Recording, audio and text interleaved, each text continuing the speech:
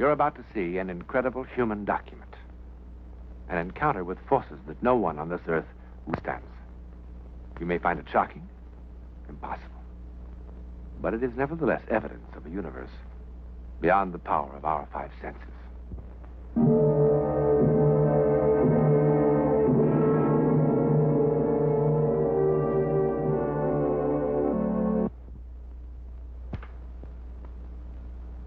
You know, the further man probes into outer space, the more riddles he uncovers. Take the matter of UFO, for example.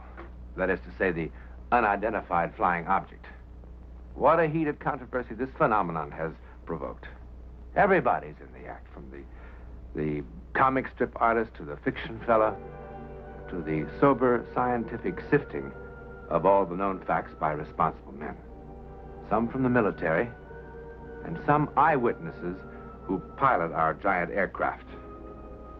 And from all this sifting and all of this screening, certain events of the past years have been generally accepted as having happened. The physical evidence, however, is inclined to disappear into thin air. Sort of, well, like this.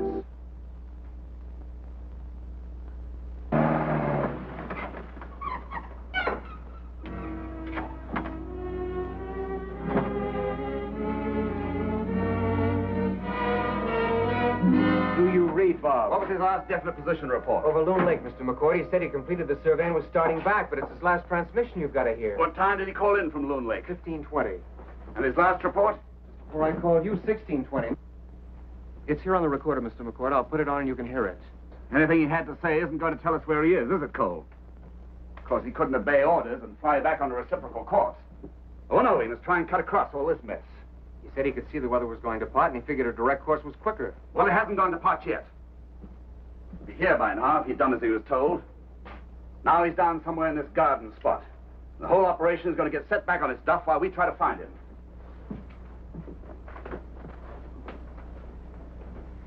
Mr. McCord, you'd better hear what Mr. Rand had to say. We'll have to wait till the morning. What's it supposed to be like tomorrow? Not too bad.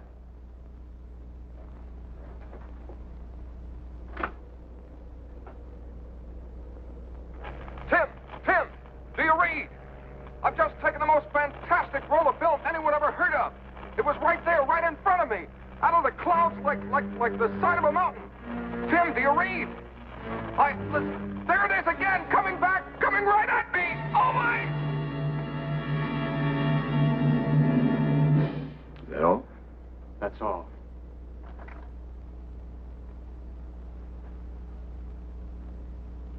Did he give his altitude over Loon Lake? He was at 2,500. Just as I thought. Comstock Peak is 3,000. If he didn't change altitude, this is where we'll find him. Smashed on the side of it. But he would have changed altitude. What about the films he said he had? It's one of his better-known habits. Wasting company film on the most fantastic pictures. Well, at least the tape will give us some idea where to look for him. He didn't mean he saw a mountain. I heard what he said, Cole. I happen to know him a great deal better than you.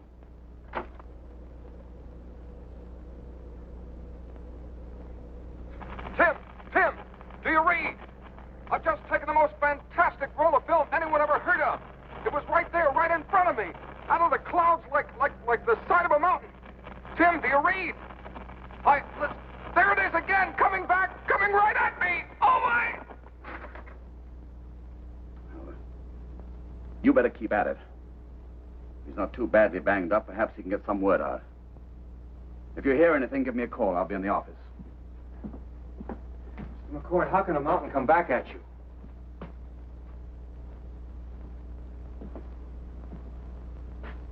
If you're not watching where you're flying, I assure you a mountain can come at you from any direction.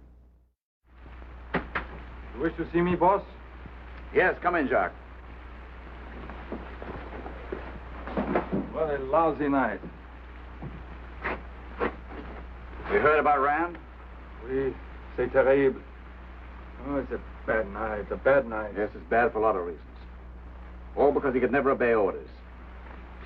Jacques, how much more time have we got before we have to close up for the winter? It is a hard one to say.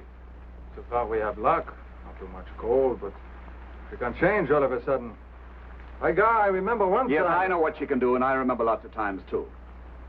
But you tell me, so I can tell the main office. 1 week? 2? 5? Yeah, I make a guess.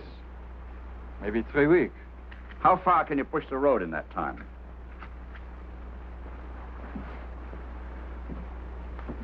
To the rock face at point 6, I think. Beyond the rock face to point 7. And I don't think I know. When we come back in the spring, I want to be this far. Maybe you give me twice as many men to do the job, huh? You've got all the men you need, Jack. Work them double shifts if you have to. Work them at night. Sure, we work them on a night like this. What kind of men you think we are? I thought you were road builders. That mine isn't going to do the company any good until we start taking ore out of it. We can't do that without a road. Botte will do the best he can, but he will be an hated man. Bon. Listen, another thing. If I am to do the impossible, I must have the helicopter. It's on its way over for number 3 by daylight. But you will be using it to locate Monsieur Rand, and that may take some time. Well, the Beechcraft will do the searching for Rand. It's on its way up from base headquarters. When it locates him, we'll borrow the helicopter long enough to go in and get him out. Would not the helicopter do a better job of searching than a big plane like that? You stick to the job of road building, Jacques. Let me worry about finding Rand.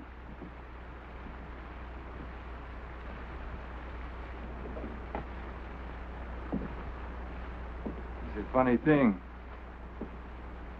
I think maybe you don't worry half so much about it as the rest of us. I'm sorry you think that. Poor fellow, he's probably dead. He hit the mountain, huh? Yep, that's the way it looks. But not if it's something else? Doubt it. Nothing else very high in that area. We'll see in the morning. That is not what I meant. I mean, could he not have hit something else in the sky? Like what? No other planes around here. Well? I suppose it is impossible, but... Well, Pierre, he became all excited. He think he saw something in the sky. Very strange looking. Like, a big cigar, he says. You know, Pierre told me he saw last week a flying saucer. This week, it's a flying cigar. Next week, it ought to be something very special. You don't believe such things could happen, huh? No. Nothing knocked Bob Rand out of the sky, Jacques. But his own poor judgment.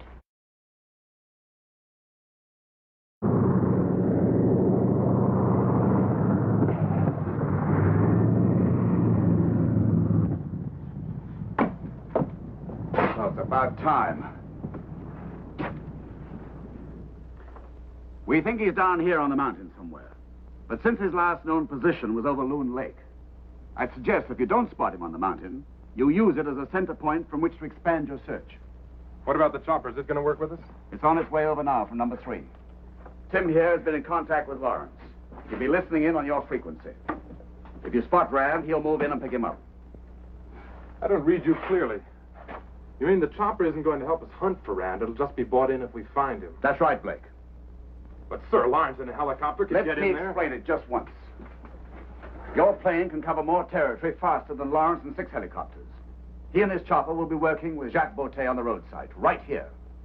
But, sir, a chopper could get Blake, in there. this weather isn't going to hold up for long. I suggest we stop wasting time. Rand's time. Just one other thing. Rand always carried a chute for some silly reason.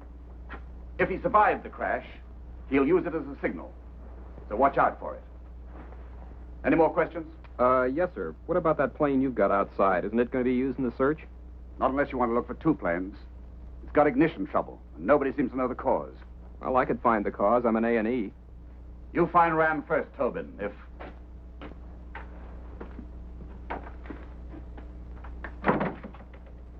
What are you doing up here, Ellen? Same old Paul. What am I doing up here? I want to help find my husband. Can we get started, please? Blake, did you have company permission to bring Mrs. Rand? I didn't think the situation warranted it. I'd like to cut the chatter and get in the air.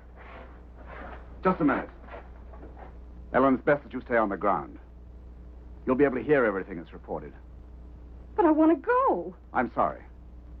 Since you're up here, you're my responsibility. There's no telling what the weather might do. And I'm not putting you in jeopardy. Or your own precious position. He's right, Ellen. We'll keep in close touch with Tim. But I want to help look for him. Better this way.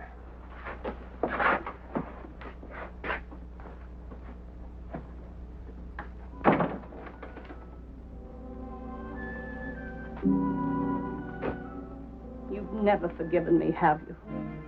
Not even now. You got it all wrong, Ellen.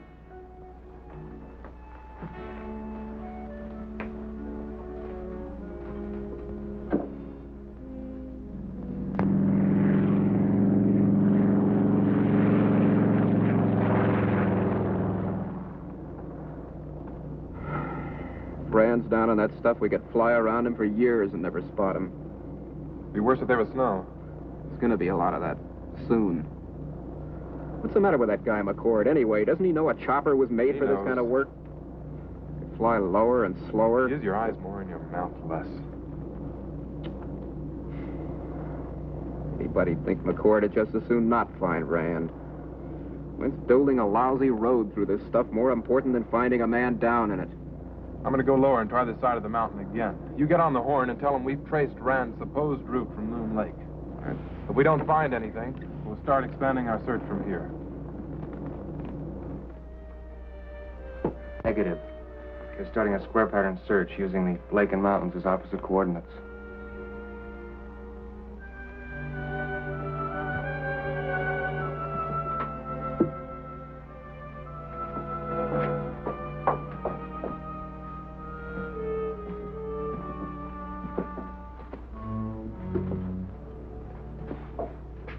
I realize that any words of sympathy that I might offer would neither be appreciated nor believed.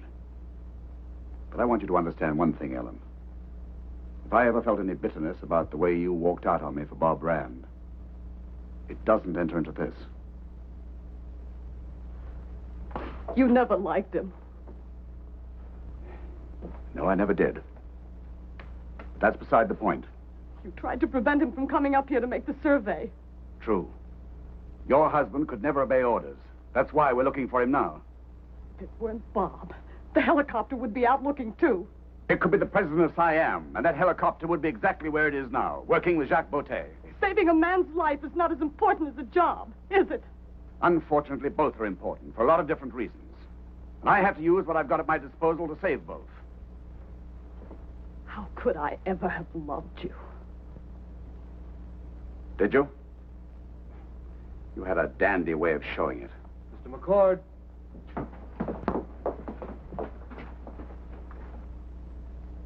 Cole, this is Tobin. We've spotted something. Wait a sec.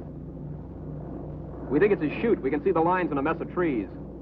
Tobin, this is McCord. Can you see Rand? Over. Negative, negative. We can just see his chute lines. If you can spare the chopper, Mr. McCord, we'll vector him in. I'll send the chopper right away. They think they found his chute.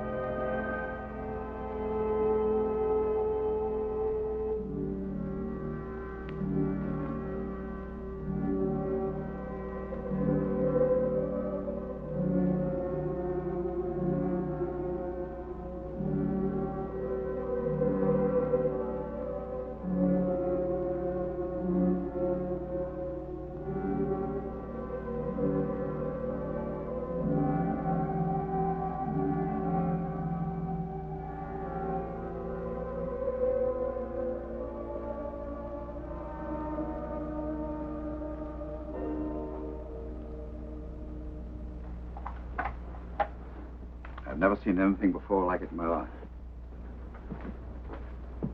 I'll have it sent to the lab for analysis.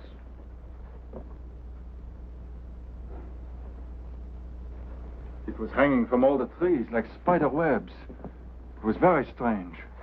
You get back to the job, Jacques. Oui. It is too bad to find spider webs. You mean angel's hair? Comment? Let's not be cute.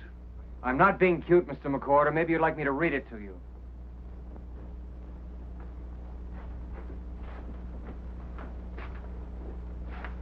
April 15th, 1953, Auckland, New Zealand. A mass of strange white substance drifted down from the sky today over Angawanga. It covered fields, buildings, wires, trees, and fences for hundreds of yards around. Here's another one. November 16th, 1953, San Fernando Valley. A fluffy blanket, dead white, with delicate rope-like strands, may be the San Fernando Valley's first physical contact with visitors from outer space. It is reported to have streamed like a lacy ribbon from a mysterious cigar-shaped craft that sped over the valley. Given the name of angel's hair, these mysterious filaments Let were... me see that.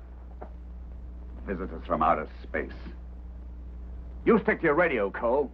And you better listen to this again. Tim, do you read? I've just taken the most fantastic roll of film anyone ever heard of. It was right there, right in front of me, out of the clouds like the side of a mountain. Tim, do you read? Listen, there it is again, coming back, coming right at me. What happened?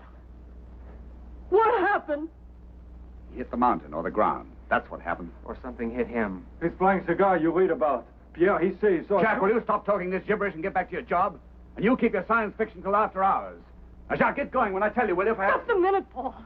What did he mean about the film he took? Well, why didn't you tell us? What are you trying to do? Regardez.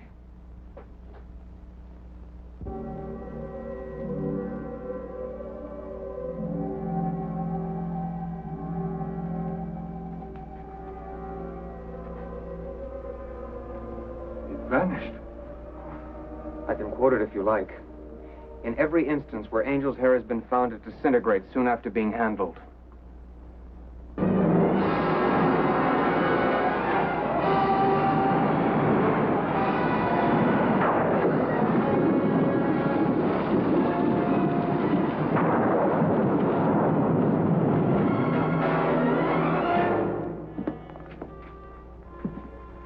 Blake?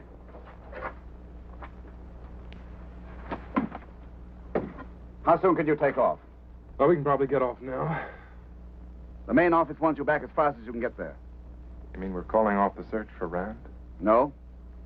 Tobin's got my plane fixed. I'll use it. That'll be nice. Assuming that Rand survived crashing into the mountain, or running into a cigar from the planet Mars, do you suppose he or any other man could survive a 3-day storm such as we just had? I don't know. Well, I do. It must be nice to be so sure of yourself, especially with another man's life. As I said, I'll continue the search in my plane. You've got your orders, Blake. You take Mrs. Rand with you. I think I've got it fixed now, sir.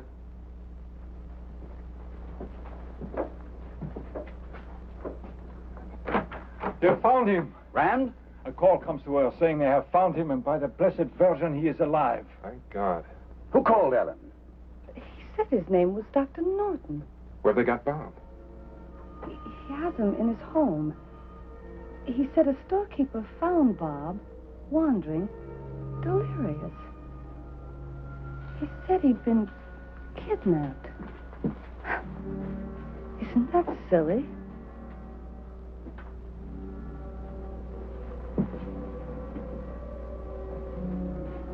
Where's the doctor got him, Ellen? That's silly, too. Bob was lucid long enough to tell him where to call me. He knew I'd be up here looking. The doctor said he was calling from a place called Wyatt. In the desert, over 1,000 miles away.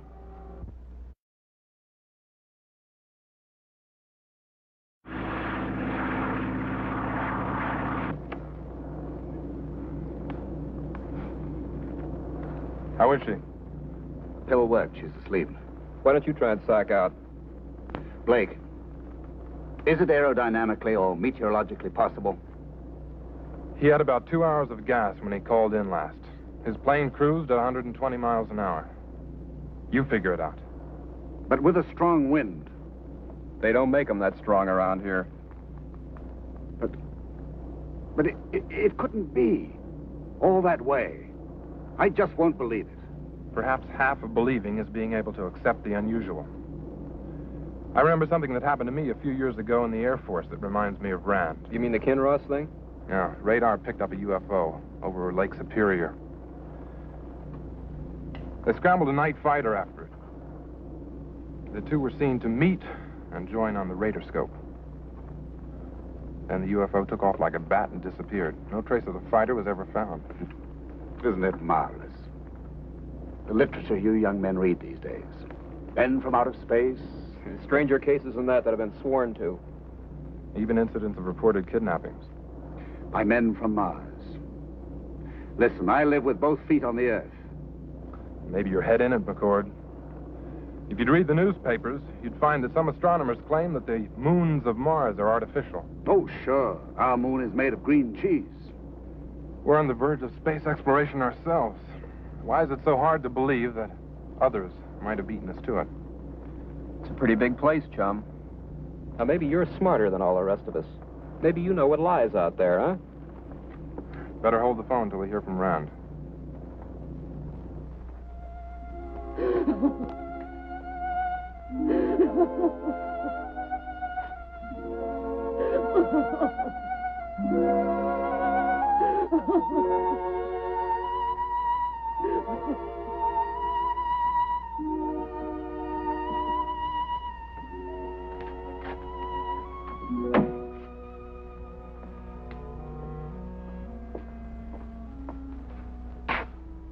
I'm sorry. If you'd been here an hour earlier. I know. I suppose exposure to that desert out there is as bad as it is up in our country. Exposure? Exposure had nothing to do with it. Shock. Very deep shock is what he died of. But if he were out there for 4 days, He wasn't out there for more than a half hour. Joe Breen saw his parachute coming down at 11 o'clock. We had him in here in bed 1 hour later.